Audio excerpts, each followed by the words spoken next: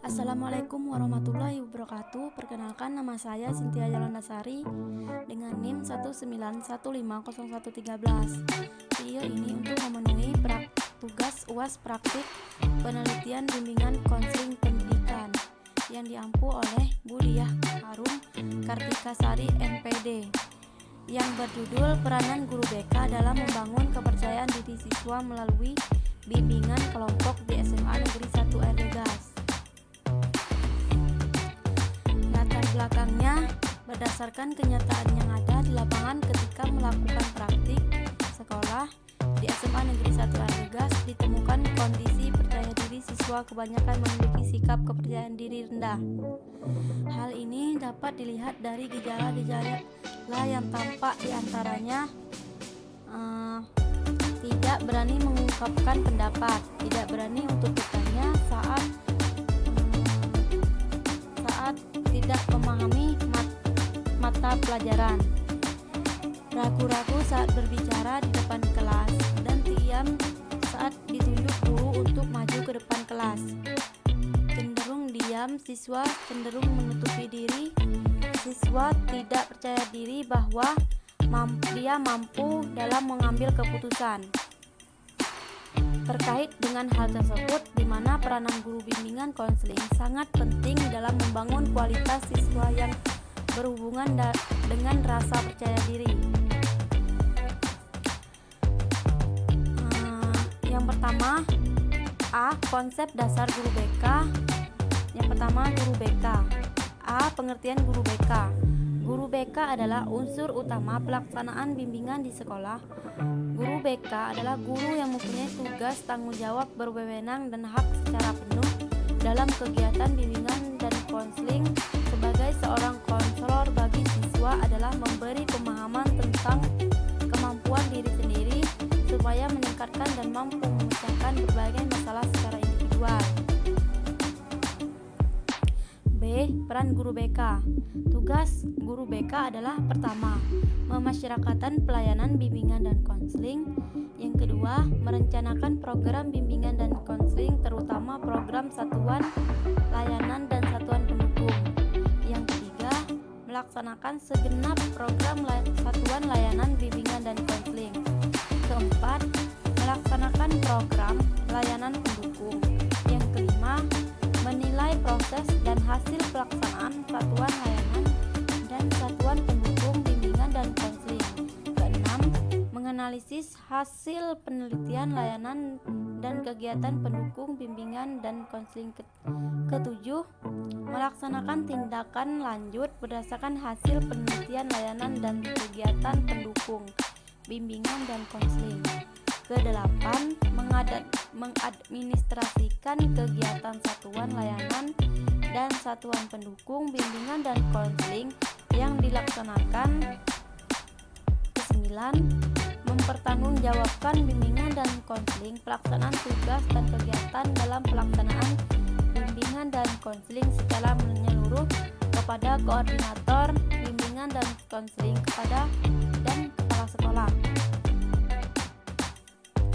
Yang kedua, karakteristik guru BK, yaitu yang pertama, congruence, yang kedua, unconditional positive trigger, yang ketiga, empathy. Yang ketiga, tugas dan tanggung jawab guru BK. Yang pertama, menyusun program bimbingan dan konseling guru BK. Yang kedua, mengevaluasikan program bimbingan dan konseling. Yang ketiga, mengevaluasikan pelaksanaan bimbingan dan konseling. Yang keempat, menganalisis hasil evaluasi pelayanan bimbingan dan konseling. Yang terakhir, tindak lanjut pelayanan program. Konsep dasar kepercayaan diri. Pengertian kepercayaan diri. Kepercayaan diri adalah sikap positif seseorang individu yang mampu dirinya untuk mengembangkan penilaian positif baik terhadap diri sendiri maupun terhadap lingkungan atau situasi yang dihadapinya. Hal ini bukan berarti individu tersebut mampu dan kompeten dalam melakukan segala sesuatu seorang diri. Rasa percaya diri yang tinggi sebenarnya merujuk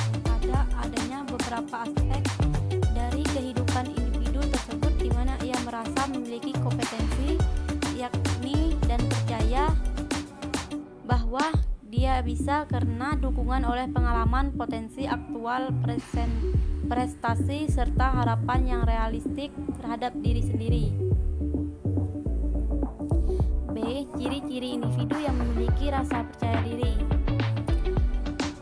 Nah, seseorang yang memiliki rasa percaya diri memiliki ciri-ciri yang pertama, mempunyai sikap yang tenang dalam mengerjakan tugas-tugas sekolah, mempunyai potensi yang memadai, mampu menetralisir ketegangan yang muncul di berbagai situasi, mampu menyesuaikan diri dan komunikasi, memiliki kondisi mental dan fisik yang menunjang penampilannya, memiliki kecenderungan yang menunjang dan mampu bersosialisasi dengan lingkungan sekitar, selalu bereaksi positif dalam menghadapi masalah, memiliki pendidikan formal yang cukup, memiliki latar belakang keluarga yang baik.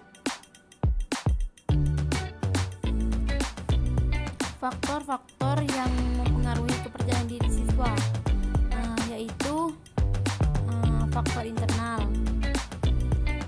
atau faktor dari dalam diri siswa yang mencakup aspek psikologis. Aspek psikologis mencakup beberapa. Yang pertama, aspek inteligensi. Yang kedua, sikap siswa. Yang ketiga, minat. Yang keempat, bakat. Yang kelima, motivasi. Dan yang keenam, emosi. Yang ketujuh, kemampuan kognitif. Faktor eksternalnya atau faktor dari luar siswa. Faktor eksternal terdiri dari 3 macam. Yang pertama, faktor lingkungan alami. Yang kedua, faktor lingkungan sosial. Yang ketiga, faktor lingkungan non-sosial.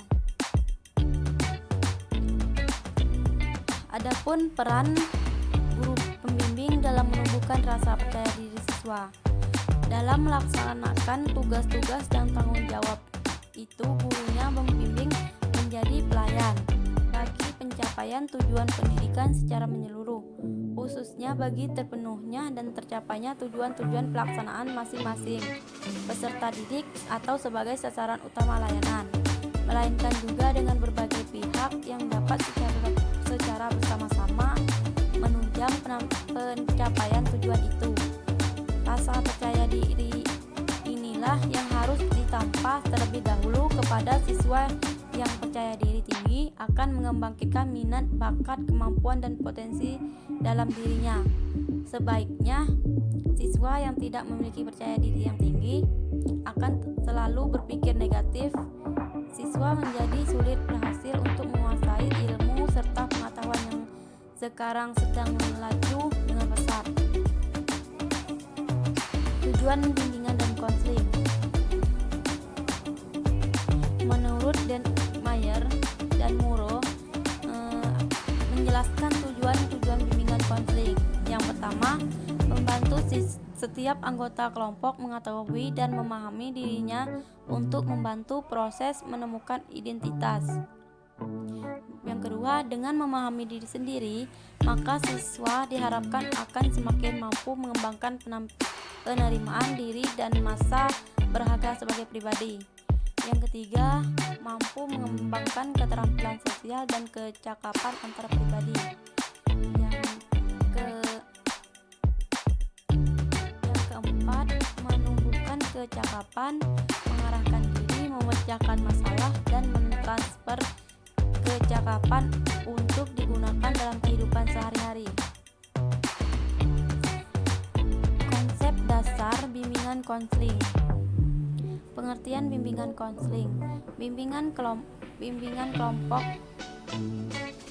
kelompok merupakan bantuan terhadap individu yang dilaksanakan dalam situasi kelompok.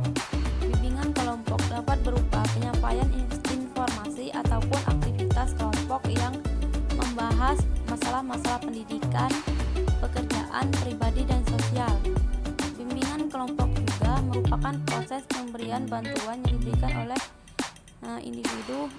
diberikan pada individu dalam situasi kelompok.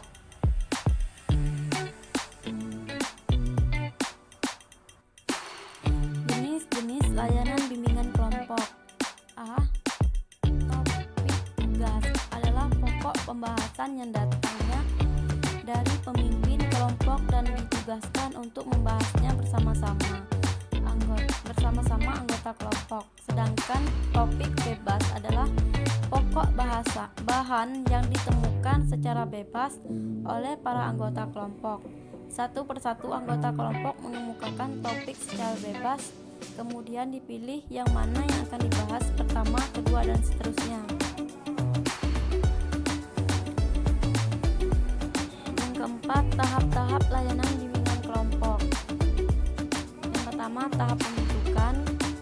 Pada tahap ini dimulai dengan pengumpulan calon anggota kelompok dalam rangka kegiatan kelompok yang direncanakan. Tahap ini merupakan tahap pengenalan. Adapun langkah-langkah kegiatannya adalah mengucapkan selamat datang kepada para anggota kelompok, memimpin doa, menjelaskan pengertian, tujuan, cara pelaksanaan asas bimbingan kelompok, melaksanakan perkenalan, dilanjutkan rangkaian nama. Yang kedua, tahap peralihan. Dalam tahap ini, langkah-langkah yang harus dilakukan pemimpin kelompok tentang topik-topik yang akan dibahas sifatnya umum, yang berada di luar dari anggota kelompok, yang pernah dilihat, pernah didengar, pernah dibaca dari berbagai media massa. Topik tersebut ada yang disiapkan langsung oleh pemimpin kelompok atau bimbingan kelompok tugas. Ada pula topik yang akan dibahas berasal dari masing-masing anggota kelompok atau bimbingan kelompok bebas. Bila perlu, pemimpin kelompok dapat memberikan contoh topik yang akan dibahas dalam kelompok. Yang ketiga, tahap kegiatan. Tahap kegiatan ini, pemimpin kelompok mempertajam topik yang akan dibahas. Kemudian, mulai mengemukakan topik bahasan. Dalam bimbingan kelompok tugas, topik bahasan dikemukakan secara langsung oleh pemimpin kelompok dan langsung dibahas sampai tuntas.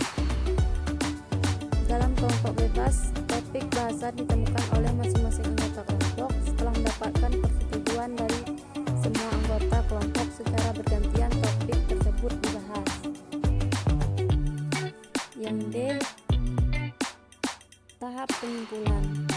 Dalam tahap pengakhiran, pemimpin kelompok memberikan informasi bahwa kegiatan akan diakhiri. Untuk itu, para anggota diberikan kesempatan untuk menyampaikan kesan-kesan kegiatan yang telah dilaksanakan. Berikutnya, pemimpin kelompok menanyakan kemungkinan kegiatan tersebut untuk bisa ditindaklanjuti. Anggota kelompok diberi kesempatan untuk menyampaikan pesan dan harapan pada pertemuan pendatang. Kemudian pertemuan ditutup dengan mengucapkan terima kasih oleh pemimpin kelompok dan diakhiri dengan doa bersama.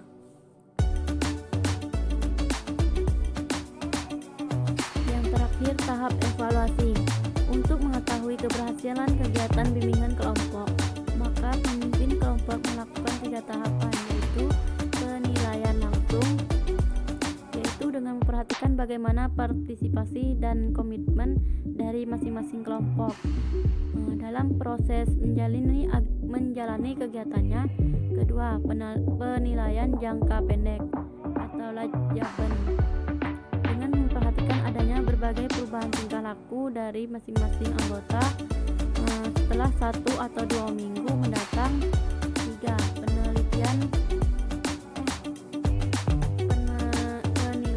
jangka panjang, dengan memperhatikan adanya perubahan sikap dan tingkah laku atau kemampuan lainnya pada akhir semester.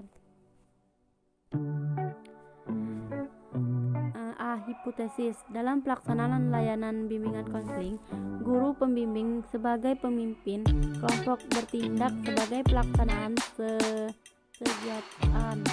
Dengan mengikuti bimbingan kelompok, siswa bisa terbuka mengungkapkan masalah dana apa yang dirasakan. Kemudian bersama-sama anggota kelompok akan mencari solusi untuk masalah tersebut. Selanjutnya, dengan adanya bimbingan kelompok ini akan membentuk kepercayaan diri siswa yang bagus dan siswa memiliki perasaan yang positif terhadap dirinya, mempunyai keyakinan yang kuat atas dirinya, dan mempunyai pengetahuan akurat terhadap kemampuan yang dimiliki. Metode penelitiannya: A. Pendekatan metode yang digunakan. Pendekatan yang digunakan adalah metode kualitatif yang bersifat deskriptif atau dengan pendekatan fenomenologi. Latar belakang penelitian ini dilaksanakan di SMA Negeri 1 Air Gegas. Penelitian tertarik melakukan penelitian ini mengenai peranan guru BK dalam membangun kepercayaan diri siswa melalui bimbingan kelompok di SMA Negeri 1 Air Gegas, sebab pernah melakukan praktek lapangan sekolah di SMA Negeri 1 Air Gegas dengan melihat kondisi serta karakter siswa sesuai dengan masalah yang ada di sekolah, sehingga bisa mengangkat permasalahan yang akan diteliti. Dan lokasi ini merupakan suatu lokasi yang mudah dijangkau peneliti, sehingga data-data yang akurat dapat peneliti peroleh secara objektif dan transparan. Subjek penelitian. Informan penelitian ini adalah guru bimbingan konseling, kepala sekolah SMA Negeri 1 Air Gegas, serta siswa di SMA Negeri 1 Air Gegas. Informan utama atau subjek yang menjadi sumber data primer adalah guru BK, sedangkan kepala sekolah serta siswa menjadi sumber data sekunder. D. Prosedur pengumpulan data. Yang pertama observasi, yang kedua wawancara. Analisis data. Maka analisis data yang digunakan dalam penelitian ini adalah bersifat deskriptif yang dilakukan melalui dua cara, yaitu dengan reduksi data, yang kedua penarikan kesimpulan. Pemeriksaan atau pengecekan keabsahan data. Untuk mendapatkan data yang valid, peneliti menggunakan metode triangulasi, yang dimana metode triangulasi ini sebagai pengecekan data dari berbagai sumber dengan berbagai cara dan waktu. Sekian dan terima kasih. Wabillahi taufiq wal hidayah. Wassalamualaikum warahmatullahi wabarakatuh.